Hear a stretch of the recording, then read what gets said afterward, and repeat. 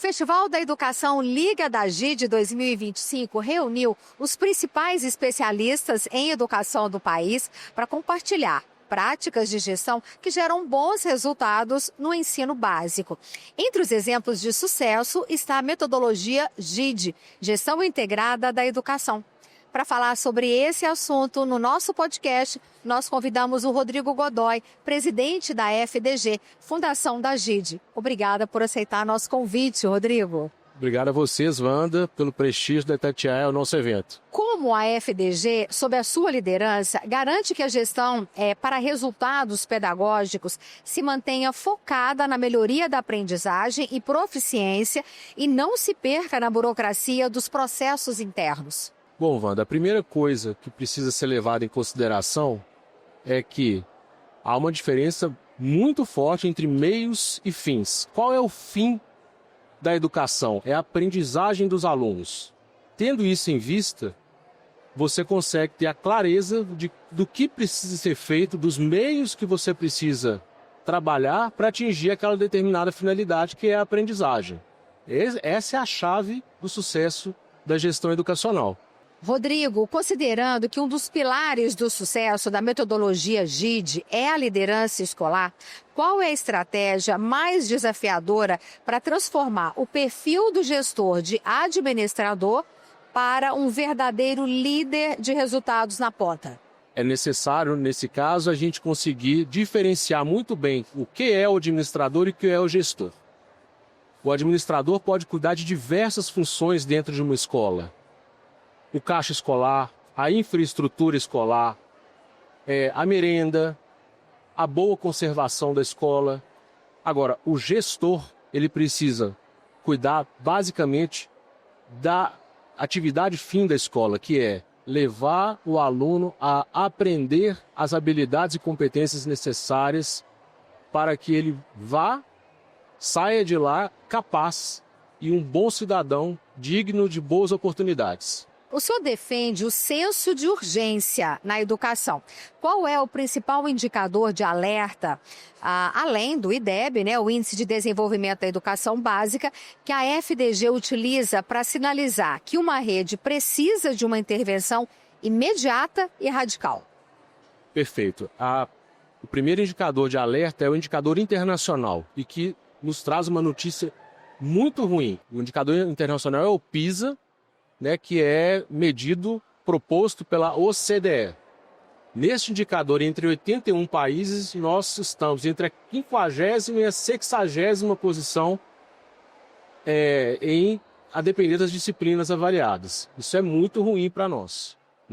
Então, esse é um indicador crítico para nós, que aponta que o Brasil ainda precisa trilhar um caminho muito forte para conseguir sair dessa situação. E aí, internamente, a gente de fato utiliza o IDEB, que é uma composição entre o SAEB e o fluxo de aprovação. SAEB é a prova que mede a proficiência dos alunos nos anos iniciais, no final dos anos iniciais do ensino fundamental, no final dos anos finais do ensino fundamental e no final do ensino médio. Esse é o indicador que a gente leva em consideração. E além disso, existem também muitas das vezes os indicadores regionais ou estaduais. Minas Gerais, por exemplo, tem um indicador próprio, que é o CIMAV, e que a gente leva como um referencial muito forte para atuar nas escolas mineiras. Rodrigo, qual que é o mecanismo de adaptação da GID, Gestão Integrada da Educação, para garantir que a metodologia funcione em culturas regionais e estruturas administrativas drasticamente diferentes? Ou seja, o que existe nessa metodologia que ela pode funcionar em Minas Gerais, na Bahia, em Manaus? São dois fatores-chave. Primeiro, a simplicidade.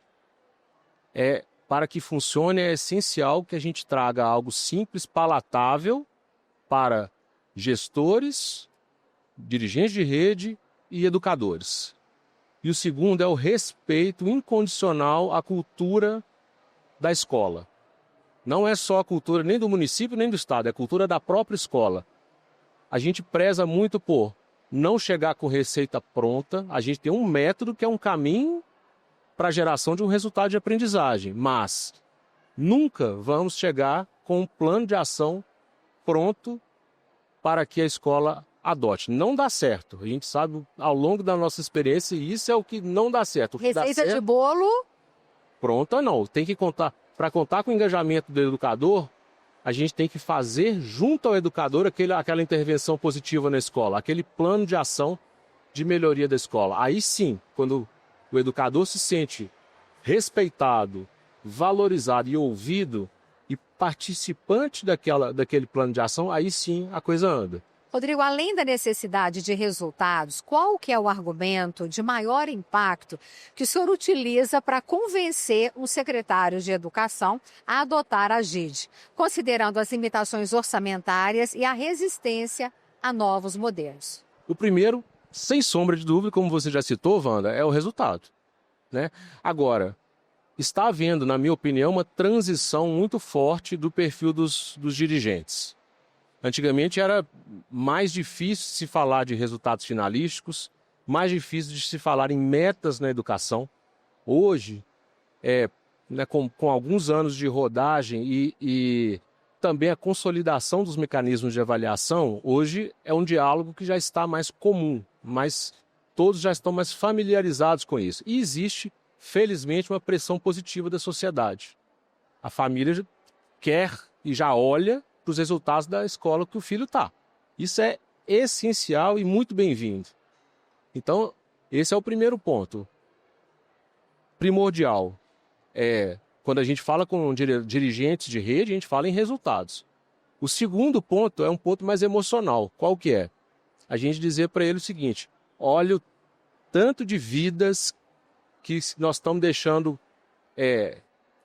desvalidas ou abandonadas ao não prover uma educação de qualidade. Porque logo à frente vai ser um jovem, vai ser um adulto que precisa ter condição de trabalho, de renda, de empregabilidade. Isso, se a educação básica não funcionar, fica extremamente comprometido. Então, esse ponto é mais emocional, porque a gente tem que olhar não para o número de atendimentos, mas sim para um aluno, para o aluno João ali. Ó. Esse aqui, se a gente não der educação de qualidade, se ele abandonar, se ele não completar e se ele não concluir com qualidade o seu ciclo de educação básica, nós estamos fazendo um prognóstico de vida dele muito negativo. Diante do cenário de lentidão na evolução da educação brasileira, qual a meta mais ousada de melhoria de IDEB que o senhor e a FDG se propõem a alcançar nos próximos 5 anos? E que estratégia será fundamental para atingi-la? Perfeito. Isso aí depende muito da rede municipal ou estadual que a gente caminha. A gente sabe muito bem, do ponto de vista gerencial, de que meta ela tem que ser ousada, mas factível. Então não adianta eu propor para uma rede que tem, por exemplo, um IDEB de 4 nos anos iniciais e dizer para ele o seguinte: olha, na próxima avaliação você vai ter um IDEB de 8. Não vai. Mas você pode sim dar um salto para 5. Um caso interessante: temos uma escola modelo aqui em Belo Horizonte, já adotada diretamente por nós há 18 anos. Essa escola está entre os 5 melhores resultados do estado há 10 anos. Mas ela começou de qual patamar? Ela começou do patamar muito baixo e foi evoluindo ano a ano, evoluindo avaliação a avaliação, e hoje ela conserva esses resultados de excelência. Ela aprendeu a fazer. Hoje, nós simplesmente hoje provemos o suporte. Não precisa mais da gente estabelecer as metas e formular os planos. A equipe da escola sabe fazer, sabe se autogerenciar com vistas a resultados em aprendizagem. Como é que você avalia o fato, ou melhor... Desculpa, eu só gostaria de citar o nome da escola. É a Escola Estadual Duque de Caxias, lá no bairro Santa Helena, no Barreiro. Escola, um brinco. É um exemplo para se orgulhar. É um exemplo para se orgulhar, certamente. É um orgulho de Belo Horizonte e de Minas Gerais. Como é uma escola estadual, é um orgulho para Minas Gerais. E eu queria abordar com você o seguinte: a importância de apresentar, de adotar essas boas práticas em um determinado governo, mas após essa mudança de gestão, essas boas práticas serem mantidas. Isso é um ponto determinante. E existem redes que fizeram isso muito bem ao longo da história e existem redes que pecaram muito nessa descontinuidade do cumprimento do método de gestão para resultados. Um exemplo positivo é o exemplo do Ceará, que juntos nós começamos um processo de modernização da educação básica em 2002 e ficamos com eles até 2006.